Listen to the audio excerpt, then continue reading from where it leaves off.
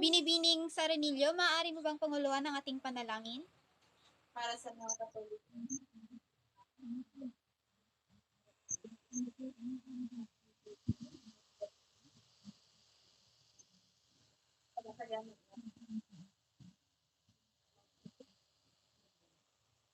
Magandang hapon, mga mag-aaral. Good afternoon. Magandang hapon po, ma'am. Bago natin talakayan ay umupo muna kayo ng maayos at sana'y huwag kayong humiga.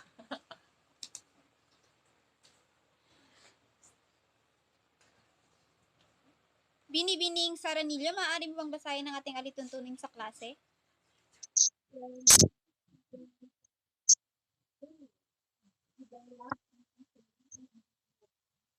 Pangalawa, makinig.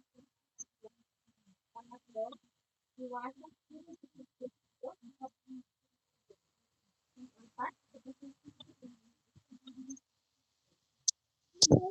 Na kayo ay nakasanggalin sa alituntunin sa klase?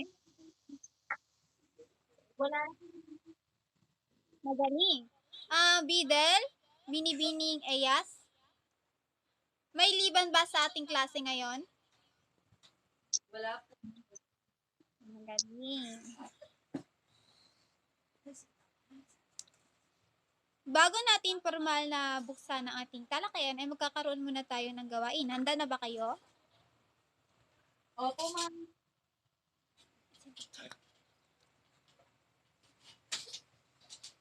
Sa ating gawain ay bibigyan ko ng 5 puntos ang makakasagot sa bawat tanong ng ating gawain. Bibigyan ko naman ng 3 puntos kung yung sagot ay hindi siya ganoon, hindi nyo natumpak ang hinahanap kong sagot. Handa na ba ang lahat? Opo. Pindutin lamang ang raise hand button kung nais sumagot. Para sa ating panuto, Binibining Bores, maaari mo bang basahin ang ating panuto?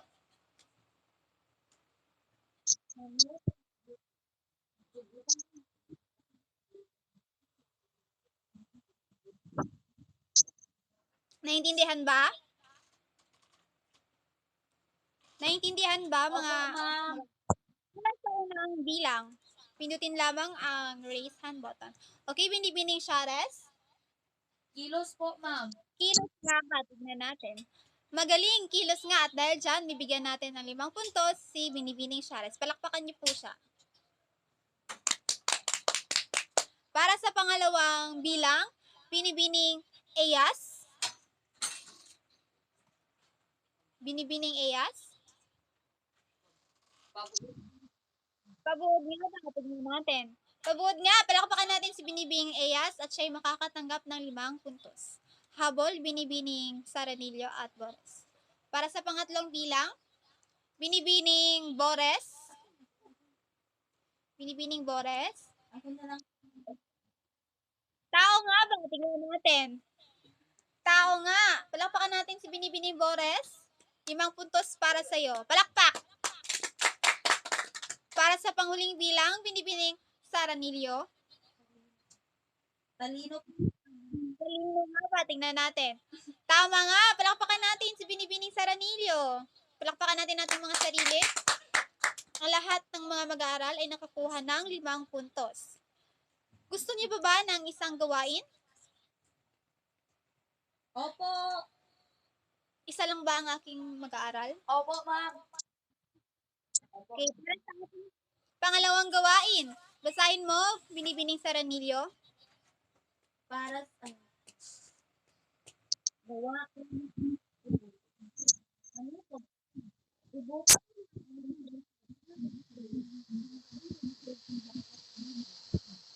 Handa na ba ang lahat?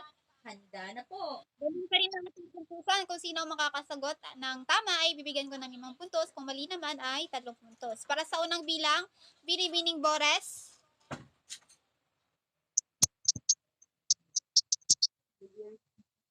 Behaviorism nga, tingnan natin. Tama, behaviorism nga. At dahil dyan, makakatanggap ka ng 5 puntos sa kabuuan ay 10 puntos. Para sa pangalawang bilang, Ako po. Binibining Saranillo. Inatiz. Binibining nga ba? Tingnan natin. Tama, hindi na. Sa kabuuan, ay may 10 puntos na si Binibining Saramillo. Para sa pangatlong bilang, Binibining Aya, cognitive ng patuloy natin. Cognitive nga. May listening na puntos ko lang. Para sa paghiling bilang, Binibining Sares, makatao mo. Binibining galing sa pagkakasulit mo. Makataho nga ba? Tingnan natin. Tama. At dahil dyan, 10 puntos para sa kabuuan para kay Binibining Shares. At sa panghuli, Binibining Saranillo. Pandandanin nga ba? Tingnan natin. Tama, palakpakan natin si Binibining Saranillo. Sa kabuuan ay nakakuha siya ng 15 puntos. Mula sa ating, palakpakan muna natin ang ating mga salita. Mula sa ating dalawang gawain, ano nga ba ang inyong, sa tingin nyo, ano ang ating magiging paksa sa araw na ito? Binibining Saranillo?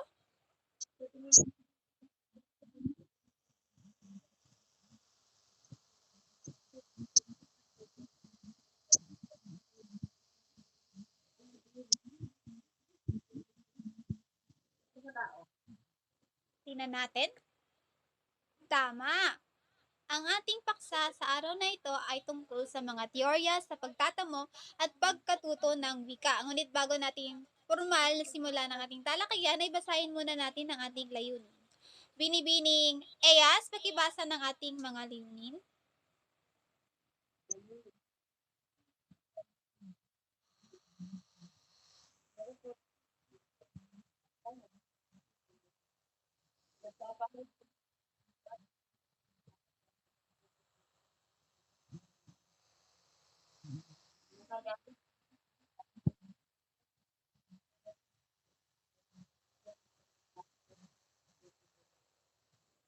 Maraming salamat, Binibining Eyas. Pagkatapos ng ating talakayan ay meron tayong mga gabay na tanong na sasagutan at ito iyon. Pakibasa ng mga gabay na tanong, Binibining Shares. Gabay ng tanong. Lahat po ba, ma'am? Opo, ma'am. Ayo po. Ano ang mga pagkatama? Ano ang bakit manggagamit bilang isang kayo para ang pagkatama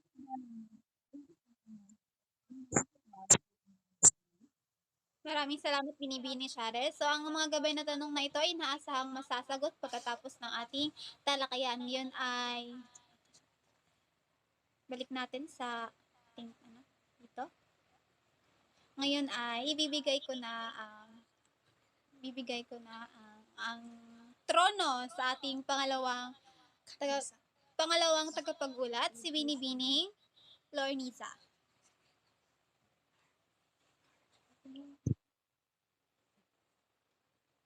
Okay pa ba ang lahat? sabihin okay lang po ng sabay-sabay. Isa, dalawa, tatlo. Okay. Umupo muna kayo ng komportable para maging maayos ninyong pakikinig sa ating talakayan mamaya. Okay, simulan na natin ang ating talakayan. Ang ating paksa ngayong araw ay mga teorya sa pagtatamo ng at pagkatuto ng wika. Handa na ba kayo? Handa.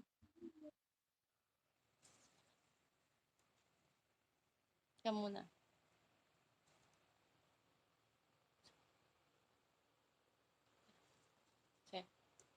Okay, ang unang teorya ay ang teoryang behaviorism. Pakinggan at ulitin. Ako na lamang magbabasa para mas maging madali ang ating talakayan ngayong araw.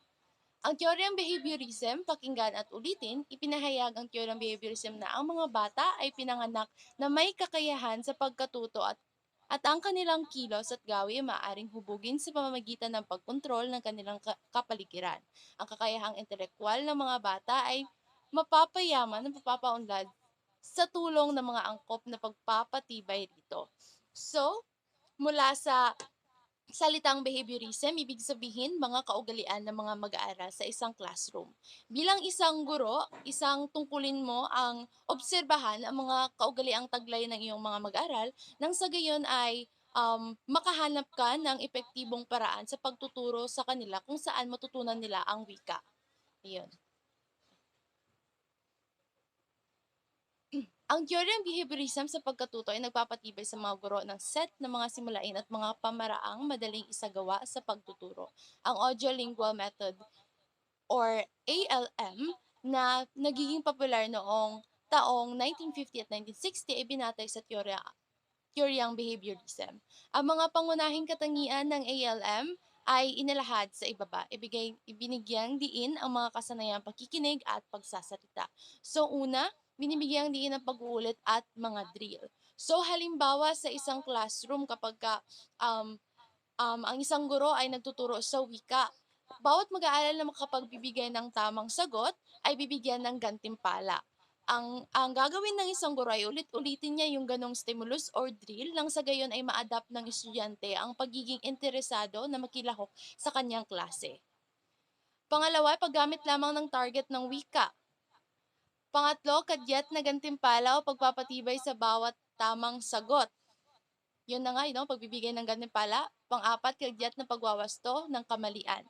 So, dito naman sa pang-apat, kapag may binigay na sagot ang iyong mag-aaral, kapag ito ay mali, maaari mo itong iwasto sa tamang paraan kung saan hindi magiging sensitibo o hindi nila makukuha sa maling paraan yung pagwawasto mo sa kanila.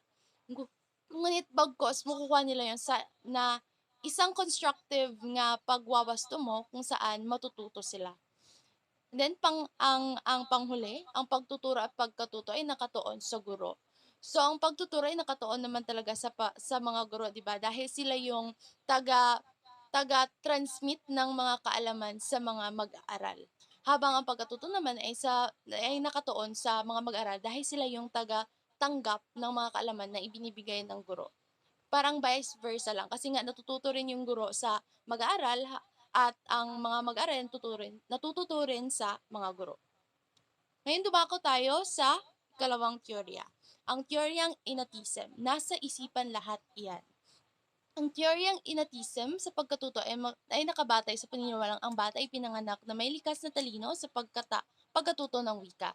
Ipinaliwanag ni Chomsky 1975-1965 na ang kakayahan sa wika ay kasama sa pagkaanak at likas itong nalilinang habang ang mga bata ay nakipag-interaksyon sa kanilang kapaligiran. So, mula sa salitang inatism, ibig sabihin likas na sa tao ang matuto sa wika, likas na sa tao magkaroon ng ganitong development. Kaugnay na rin sa dalawang uri ng child development na typical development at atypical development. May ugnay ang teoryang ito sa typical development kung saan merong sequence yung development ng bata mula sa kanilang physical appearance, mula sa kanilang intekwalidad, yung kanilang emotional na aspeto. Ibig sabihin, merong stages na dadaanan ng mga bata na kung saan aabot sila sa isang punto na sila ay fully developed na. Yun. Ngayon dumako tayo sa ikatlong teorya. Ang teoryang cognitive. Ayon sa pananaw ng teoryang cognitive, ang pagkatuto ng wika ay isang prosesong dinamiko kung saan ang mag-aral ng wika ay palaging nangangailangan ng pag-iisip at gawing may saysay makabuluhan ng bagong tanggap na impormasyon. Alamin na pumailalim sa tuntunin at mailipat ang mga ito upang makabuo ng uri na pangungusap. So, ibig sabihin, halimbawa na lamang ipagpalagay natin ganito. Kapag meron tayong narinig na bagong salita, ang ginagawa natin ay pinoproseso ng ating utak kung ito bang salitang ito ay pamilyar sa atin o hindi. Kapag pamilyar sa atin, binabalikan ng ating utak kung paano ba natin ito binigyan ng pagpapakalwagan, kung paano ba natin ito ginamit sa pangungusap, nang sa gayon ay parang ma-refresh yung pagpapakulagan natin sa salitang iyo. At kapag ito na may hindi familiar sa atin, ang ginagawa natin ay humahanap tayo ng angkop na kahulugan nito upang magamit na natin ito sa magagamit na natin ito sa pangungusap sa susunod. Ganon. At panghuli naman, ito na tayo sa panghuli, ang teoryang makatao. Ang teoryang makatao sa pagkatuto ay nagbibigay diin sa kalagahan ng mga salik na pandamdamin at emosyonal. Tungkulin ng guro ang maglaan at lumikha ng isang kaaya-ayang kaligiran sa classroom, isang klaseng walang pananakot kung sa maginhawa ang pakiramdam ng bawat mag-aral at malaya nilang gamit ang susuri ang bagong wikang natututunan. Ibig sabihin sa teoryang ito, dapat ang mga guro ay naglalaan sila ng classroom kung saan ang mga mag-aaral ay saan ang mga mag-aaral ay interesadong interesadong nakikilahok, interesadong nagbibigay ng kanilang opinyon, ng kanilang sagot nang walang kinakatakutan. Ibig sabihin, ang classroom na kinatatayuan ng mga mag-aaral ay conducive sa pag-aaral nila. Ibig sabihin kasi kapagka yung isang mag-aaral ay may takot na magbigay ng kanyang opinyon, magbigay ng kanyang sagot, ibig sabihin may mali sa classroom. Ibig sabihin merong nakaligtaan yung guro na gawin upang mas maging komportable ang mga mag-aaral sa kanilang pagsagot at pagbibigay ng kanilang mga opinyon. Okay, naintindihan ba ang ating talakayan ngayong araw? Opo, ma'am. Mga mag-aaral? Opo, ma'am. Opo, ma'am. Okay. Ngayon, dahil sinabi niyong may natutunan kayo sa ating talakayan, balikan natin ang mga gabay na tanong na inilahad sa atin kanina. Para sa unang bilang, sinong gustong sumagot? Basahin muna bago sagutin. Sinong gustong sumagot? Wala? Share? Okay, Clarissa, sagutin mo ang unang bilang, basahin mo na.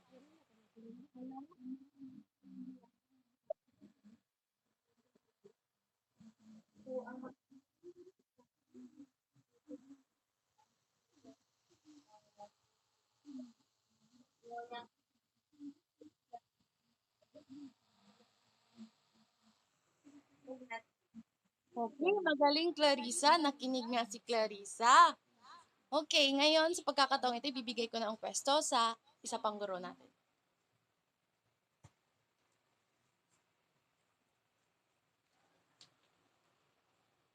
Uy, nabasa na.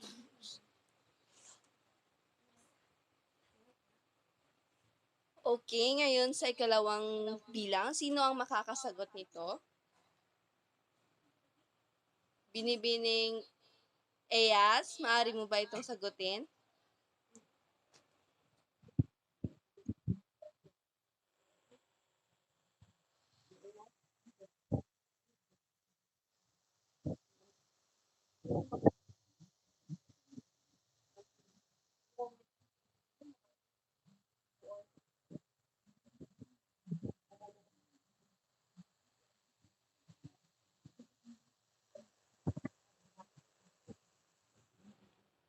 Okay, so ngayon dadako na tayo sa ikatlong katanungan. Binibining Shares, maaari mo ba itong sagutan?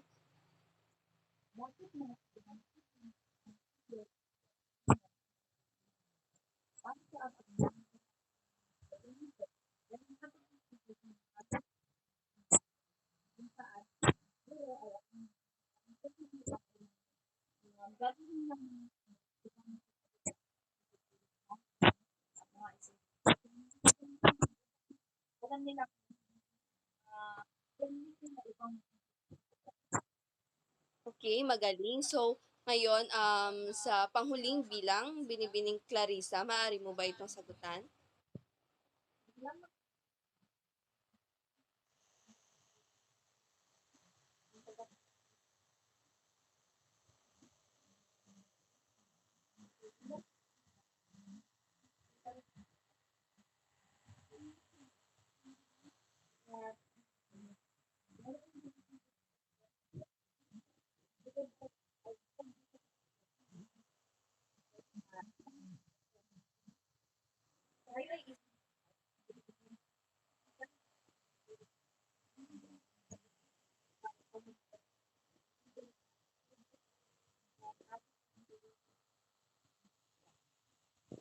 Okay, magaling. So, Ngayon ay nalaman ko na lubos niyo nga naunawaan ang ating paksa ngayon. So may mga katanungan pa ba kayo ukol dito?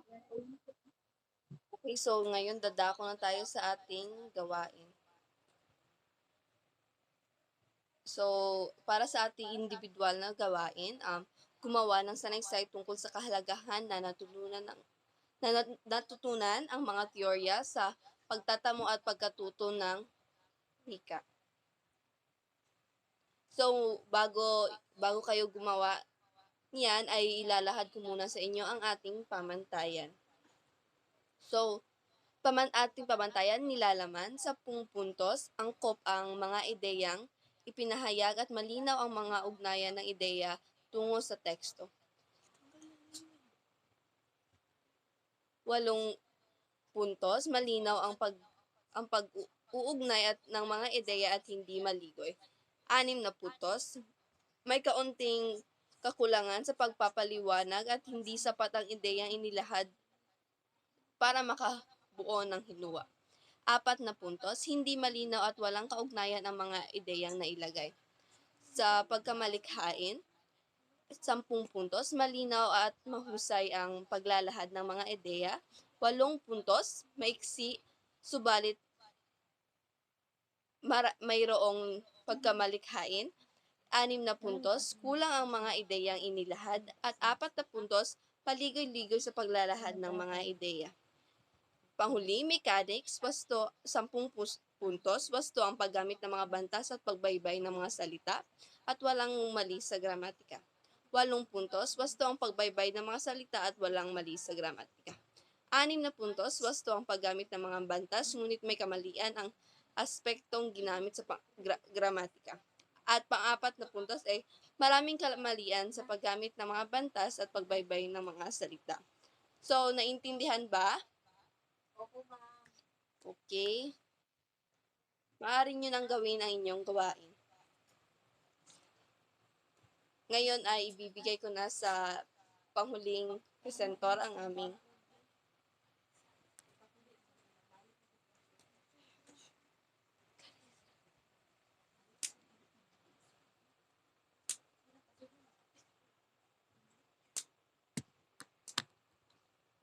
So, para sa pangkalahatan, ano ang iyong natutunan mula sa ating paksa? Okay, binibigyan ko.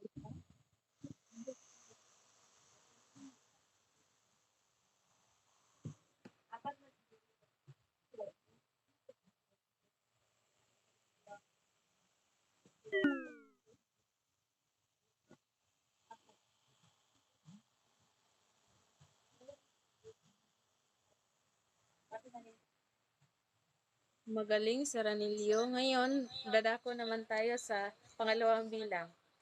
Bilang isang mag-aaral, paano nakatutulong ang 4 na teorya para sa iyo?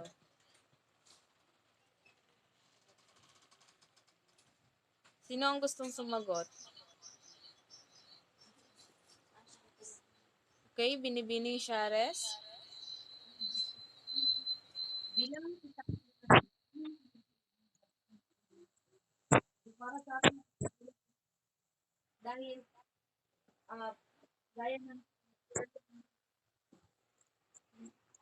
di ba ang ating your young at your so ito mga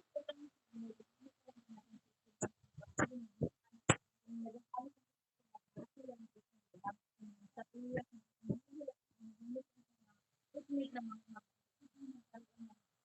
mabuti. Okay, maraming salamat. So, para naman sa akin, ang 4 na teorya ay nagtuturo sa akin ng pag-aaral ng dinamikong proseso na nakabatay sa iba't ibang salik. So, ngayon, batid kong may natutunan na kayo. Dadako na tayo sa ating pagtataya.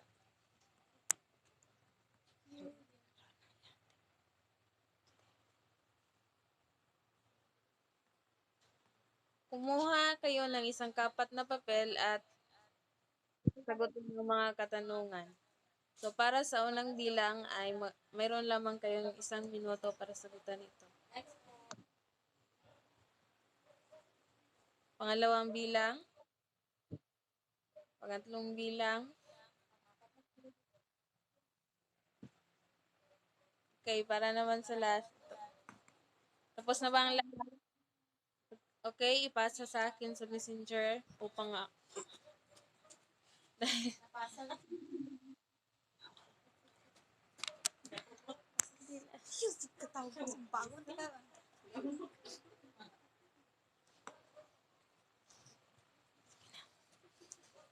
para sa ating takdang aralin, suriin ang mga napapanahong teorya sa pagtatamo at pagkatuto ng wika. Maaari nyo itong kunan ng larawan at ipasa sa susunod na pagkikita. Narito ang ating pamantayan sa nilalaman. May 10 puntos, organisasyon 10 puntos at mechanics 10 puntos sa kabuuan 30 puntos. May katanugan pa ba? Kung gayon, Binibining Clarissa, panguluhan mo ang panalangin.